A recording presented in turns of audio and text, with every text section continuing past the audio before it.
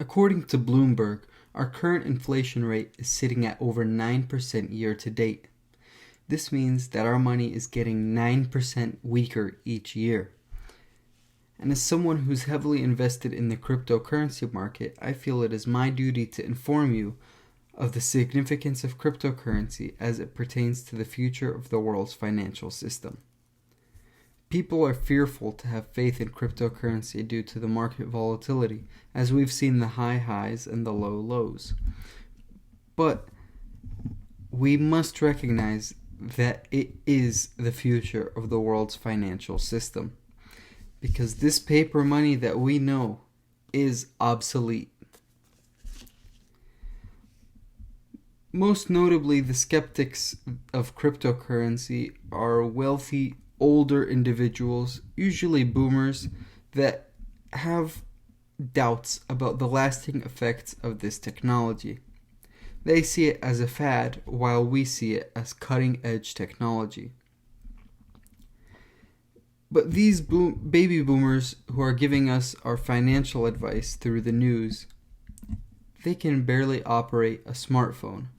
So, when Gen Z is holding positions of power in 20 to 30 years from now, do you really think we're still going to be using our friend Abe Lincoln?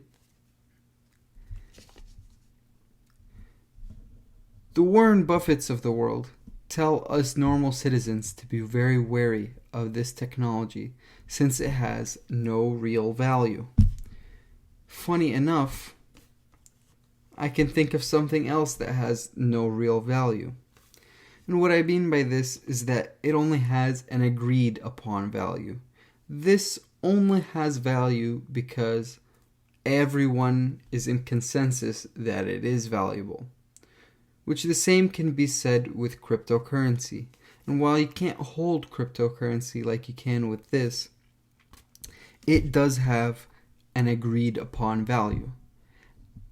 And if anything, it is more powerful because this agreed value is agreeing in the power of the United States federal government. But a cryptocurrency, you're agreeing in the power of the blockchain technology and the people of the internet. But what is cryptocurrency?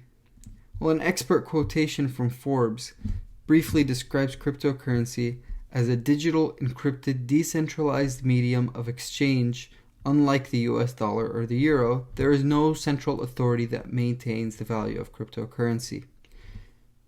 So in English, that means that it's pretty much a bank that's open on the internet. You buy into it and it can be audited and reviewed, and every transaction is present for anyone to see on the whole internet.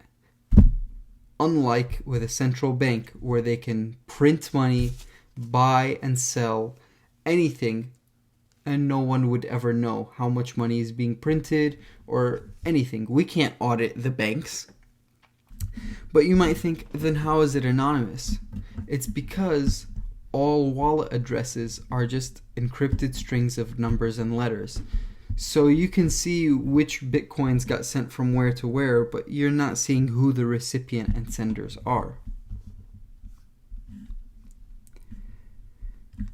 The big takeaway of this point is that our money will not have the ability to be inflated or diluted as this is.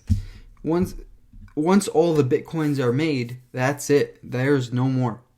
But the banks are free to print as much as they would like.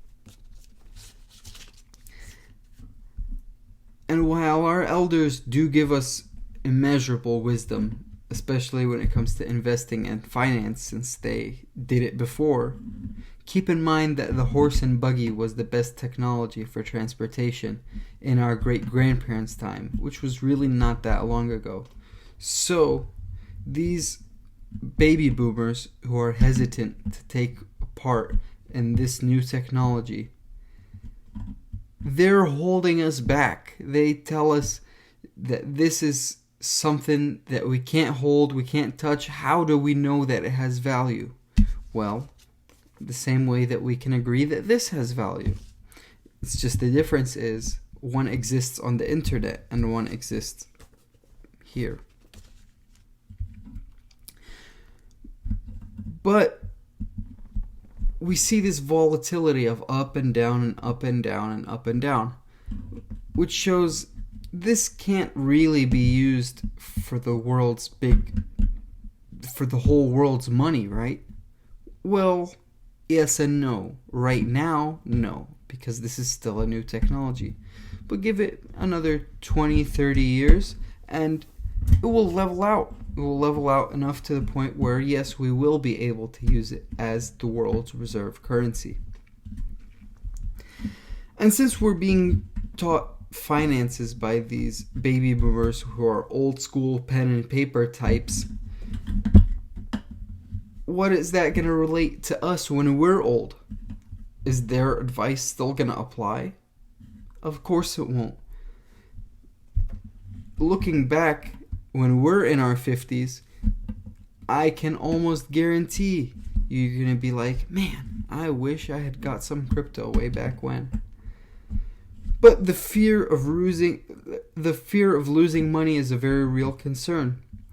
But when there's no risk, there's no reward. And that's a big problem of cryptocurrency today, is that some people see it as a get-rich-quick scheme where they buy low and sell high and this and that, and they try to time the market, when in fact it's not the case. That's not how you're going to get the most out of it. If you hold cryptocurrency for a 10 to 15 year period, I can almost guarantee you that you will make money on that. The main reason is that this is going to become the global reserve currency. Since there are a finite circulating supply, there will be no new ones printed. So the big takeaway, what can you do about it? What can you do to take part in this financial revolution? Buy a little at a time. Put $30 from each paycheck aside and buy cryptocurrency with it. There's even home developers that are doing mortgages in cryptocurrency. So, buy now and hold. People are skeptical of the validity of this new technology, and it is yet to prove itself as a reserve currency, but as the technology matures, it will be widely adopted. Skeptics are usually older individuals who aren't really understanding of what the technology is. But as time goes on, prices will level out, and you will regret not buying some. Give your future self a reason to thank you.